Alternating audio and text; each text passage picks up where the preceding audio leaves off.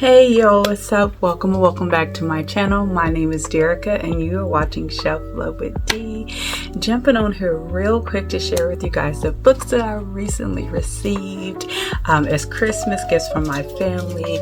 I'm going to break this up because I would like to read the book descriptions for people who have never heard of some of these titles to give you guys an idea of what they're about, just in case you are interested in buying them or adding them to your TBR. I am slowly but surely, y'all, getting my own little library collection. My family came through like I knew they would for Christmas and got your girl some books. I'm sure just like y'all, the only thing on my book list was all things bookish, whether it was bookish like clothes or actual books, bookmarks, book mugs, books, give them all to me. And one of the things that I got for Christmas was this shelf that my husband refurbished and painted for me, y'all. He did his big one. I love it, love it, love it, love it. Love the color, and it is going to look so nice in my little reading area once I get it set up. He also got me some decor to add to my reading space, so I am just excited to share the process with you guys of setting up my little reading area. Slowly but surely the vision will all come together over the course over the next few weeks. We'll be putting those things into place, setting up the decor and where I want my shelves and things like that. And I'm just so excited because I started this booktube just recording.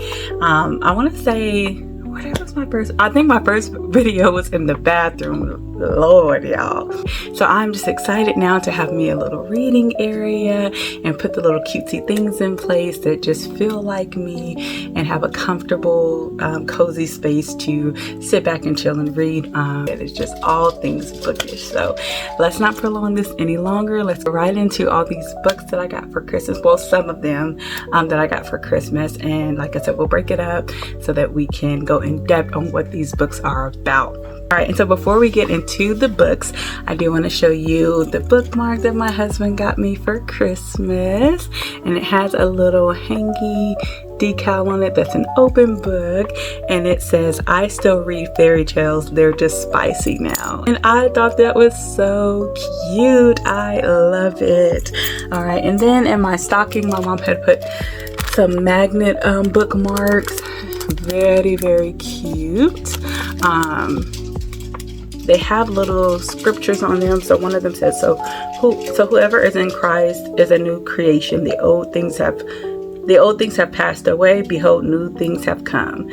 One says, hope, there is no fear in love, but perfect love drives out fear.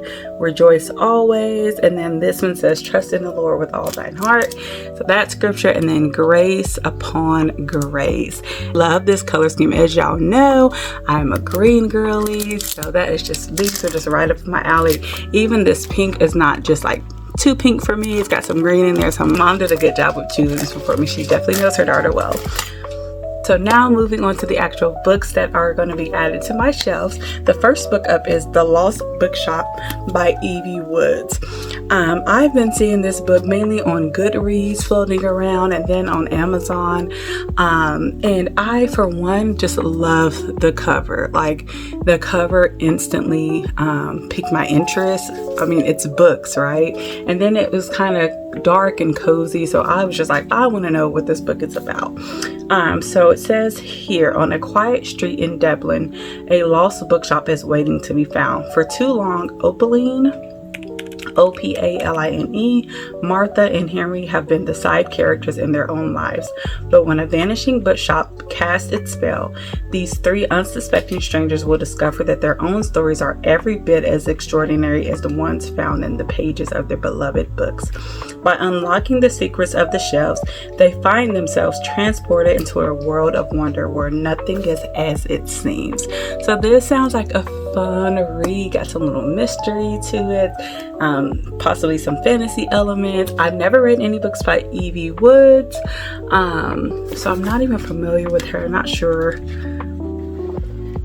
I've never read any books by E.B. Wood, so she is a new to me author, but I'm excited to jump into this one, and then hopefully this sparks a new author on my radar to dive into other books by her and hopefully enjoy as well. On the front here it says, how far will you go to find your story? So this just sounds like a good read. The font is a little on the small side, but actually not too bad. I would definitely have to make sure I read that in good lighting. I was trying to see about how many pages. So it looks like 407 pages. Let's see if the chapters are numbered. Chapters are numbered, so already starting off good. Oh, this book is just so cute to me. I cannot wait to jump into it, and hopefully it is a good read as well. Okay, moving on to the next. I know some love her, some hate her, but I still enjoy her books. This one is by Colleen Hoover, and it's called Never Never. So Colleen Hoover and Taryn Fisher. I want to say my sister got me this book. She and I love Colleen Hoover's books, especially Verity. We read that one and we were hooked from that point on. I don't know what the deal is with Colleen Hoover. I tend to not get caught up in all the drama that happens around authors. So sometimes I'm not in the know of why people are upset with authors. But as for me, I still enjoy Colleen's books and will continue to read them. So let's see what it's about.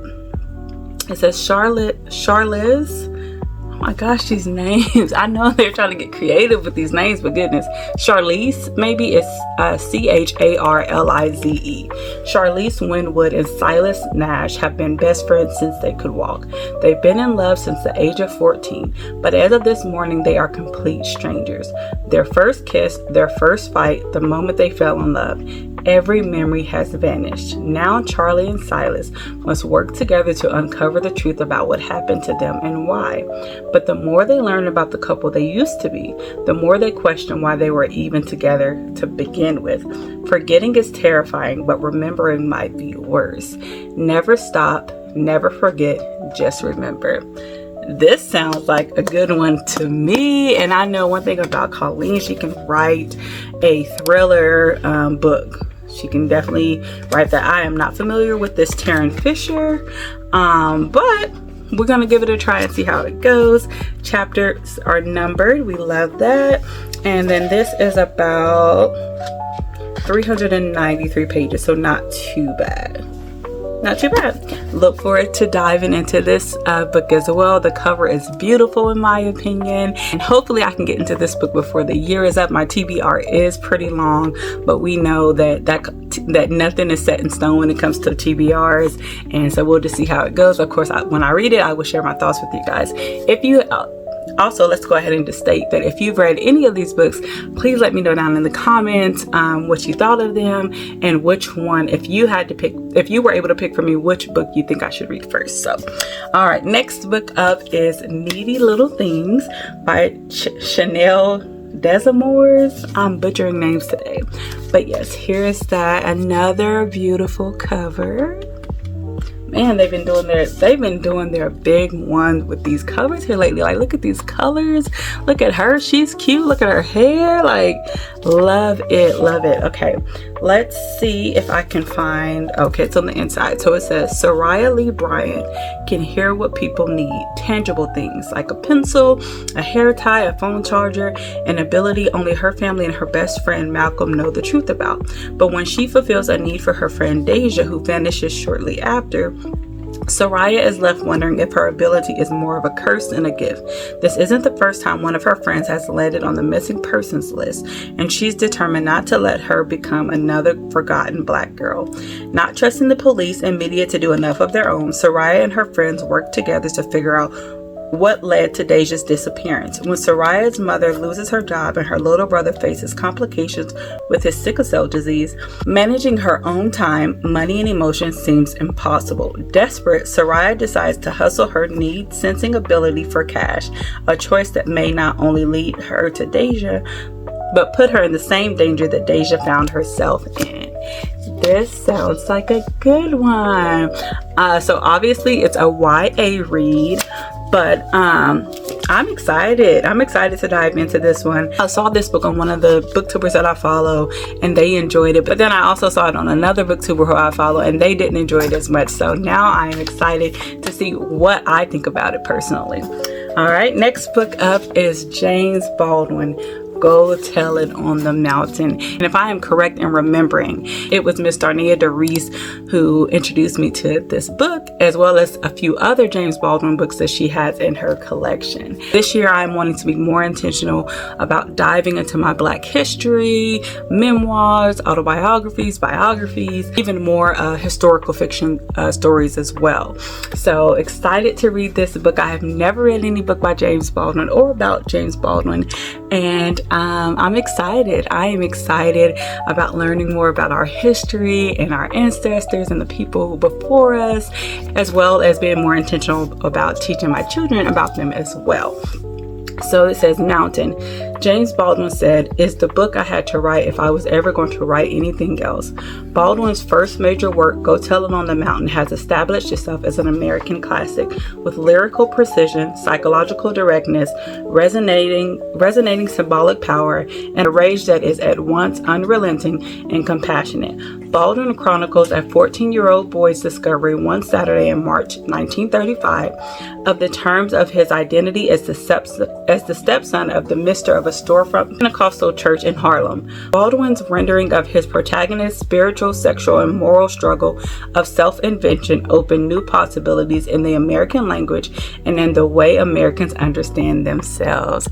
I cannot wait to dive into this one. I know this is the beginning of many. I'm pretty sure Darnia DeReese had recommended some other books by him. So I want it all. I want it all. I want it all. I'm just so excited, like I said, to be more intentional about reading our history. So here's the start on that one. I didn't want to wait until Black History Month, and even after Black History Month, I don't want to stop reading about our history. So cheers to getting started with that. Next book up, I know this one has some mixed reviews on it, some mixed opinions, but what book doesn't? It is Our Vicious Oaths by N.E. Davenport. And if nothing else, another beautiful cover, right? Love it, love it, love it. So it says, Arch Princess of the Aether Dominion, Khadijah wants nothing to do with the Fae politics. She is a warrior first and foremost, and believes her greatest strength lies in leading her squadron of elite winged serpent flyers and protecting her homeland. But bound since infancy to be betrothed to the High King, ruler of all the dominions, she has no choice but to do what men have chosen for her.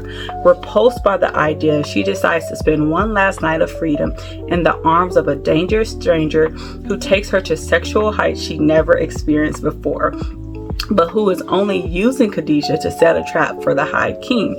For the High King and the kings of his 6 dominions were responsible for the decimation of the Apollyon court, and the court's new king, Malachi, wants his pound of flesh. On Khadijah's wedding day, Malachi and his special forces attack. Her father is killed and Malachi wounds the High King, ultimately taking Khadijah as hostage back to his land. But she is no true hostage. The two form a pact. She will help lure the High King so Malachi can kill him once and for all. And he, in turn, will not harm Khadijah or her people. As much as Khadijah hates politics, she is now the queen of her folk. Fae bonds are unbreakable, and so perhaps is the attraction Khadijah and Malachi feel for each other.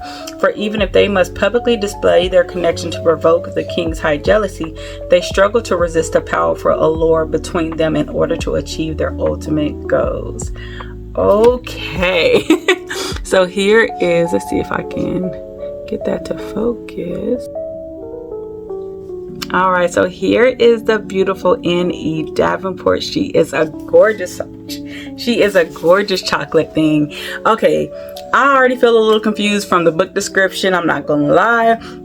As y'all know, I'm trying to dip more and more into my fantasy fiction, but it can be a little intimidating. Okay, I am nerve-sighted about jumping into this book. I'm excited, but definitely nervous. This looks like it is about 511 pages. Okay, let's see. Okay, I guess in the back it like lists who everyone is and things like that. So when you have books that start like listing maps and characters and things like that, it kind of makes it like, if I need that in order to get through this book, this may be a bit much, you know? But we're going to give it a try. We are not going to run from fantasy this year. We are going to give it a go. Let's see, chapters are numbered. Good, chapters are numbered. And it's not too thick. It is on the thicker side. She's a little chubby, but not too bad. So I am excited to read this one. If we love it, great. If we don't, we'll bless somebody else with. And we'll continue on the path of finding what type of fantasy books we like. But we are not going to run from fantasy this year. We can do this. I don't know if this is considered high or low fantasy. If you know, please drop it down in the comments for me. Either way, I'm going to give this a try. I may have to read this immersively, which I'm not mad about, because I notice whenever I am reading fantasy, I like to hear it in my ears as well, because it just brings the book more to life. So yeah, it's a lot. The book description had a lot going on, different kings and dominions and things like that, but I am excited to read this book, excited to get more into my fantasy bag this year, and we'll just see where it takes us. So, all right, so next one up is a popular book I've seen floating around on the book space, and that is Do What Godmother Says by L.S. Stratton. As y'all know, my first book that I read, I think it was over the summer, L.S. Stratton was In Deadly Company. That was a few months ago, and I did not enjoy that book. I've heard so many good things about L.S. Stratton, so I was really disappointed and hated that that was my first experience of her writing, but it didn't deter me. I'm like, let's just pick up something else. That just may not have been the book for you. I do remember Kaylish Bookish Vibes talking about this book, as well as a few other booktubers that I watch. So I'm like, I will give this one a try, and maybe this will be the one that's like, yes, L.S. Stratton is for me. Okay, so I want to show y'all what she looks like. There is Miss L.S. Stratton. Get it, girl. All right, so it says, Shanice Pierce knows better than to heed bad omens, but she had a hard time ignoring the signs when she finds herself newly single and out of the job on the same seemingly cursed day. Then, while cleaning out her grandmother's house, Shanice comes across a painting she hasn't seen in years. Drawn to the haunting portrait in a way she can't explain, Shanice accepts her grandmother's offer to keep the family heirloom. She soon uncovers the story of the artist, a Harlem Renaissance painter named Estelle Johnson. The young woman was taken under wing by the wealthy art patron Maud Bachman, or Godmother as she insisted her artists call her, and vanished shortly after Bachman's brutal murder a century ago. As Shanice digs deeper, she becomes convinced she's being stalked and that the death happening around As Shanice digs deeper, she becomes convinced she's being stalked and that the deaths happening around her are connected to the staggering offer she turned down for the painting. But the truth hiding in plain sight is even more shocking and deadly than Shanice could have possibly imagined. Okay, font is a pretty decent size. Love the size of the book. A nice little floppy book. Let's see, the chapters numbered.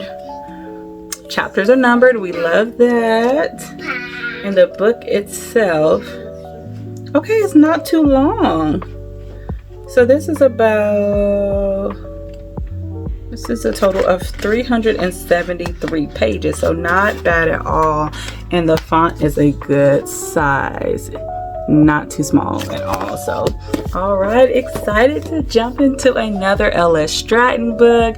I'm hoping this book does not scare me too bad, because y'all, I am a scaredy cat. I don't like scary movies. I don't like roller coaster. I don't want to do anything that I know is going to scare me, and I don't understand people who like to be scared on purpose. But to each his own.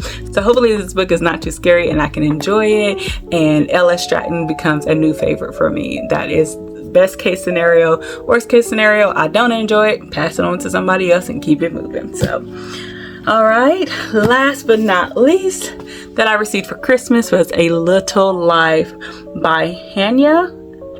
Yeah, you know what, not even gonna do it, by this woman here. Don't know how to pronounce that. The thing about this book is there are so many mixed reviews on this book. There are people who loved it And then there are people who are like, it was boring, it was terrible, I want my time back. There were people who cried on this book because it just made them feel every emotion. So I'm excited and nervous because she's a little thick. I'm excited though to jump into this one and see what I feel. Will I love this story? Will I be moved by this story? Will I be one of those people that hate it, find it boring? Or will I be one of those ones that's in tears at the middle or end of this book? So let's see here. It says, a little life follows 4 college classmates, broke, adrift, and buoyed only by their friendship and ambition, as they move to New York in search of fame and fortune, while their relationships, which are tinged by addiction, success, and pride, deepen over the decades. The men are held together by their devotion to the brilliant and ignite. Okay, so it says here, a little life follows 4 college classmates, broke, adrift, and buoyed only by their friendship and ambition, as they moved to New York in search of fame and fortune, while their relationships, which are tinged by addiction, success, and pride, deepen over the decades. The men are held together by their devotion to the brilliant, enigmatic Jude, a man scarred by an unspeakable childhood trauma, a hymn to brotherly bonds, and a masterful depiction of love and the 21st century. This author's stunning novel is about the families we are born into and those that we make for ourselves. This sounds like a good one. Doesn't give you too much. I can't see just yet why there might have been tears, but sounds like a good book. Like I said, she's a little chubby. This is 800 and something odd pages. The font is not too small. Would have liked it a little bigger, but it's not bad at all. So that could be why it's so many pages, because the font is on the bigger side. Let's see, are the chapters numbered? Can I see a chapter?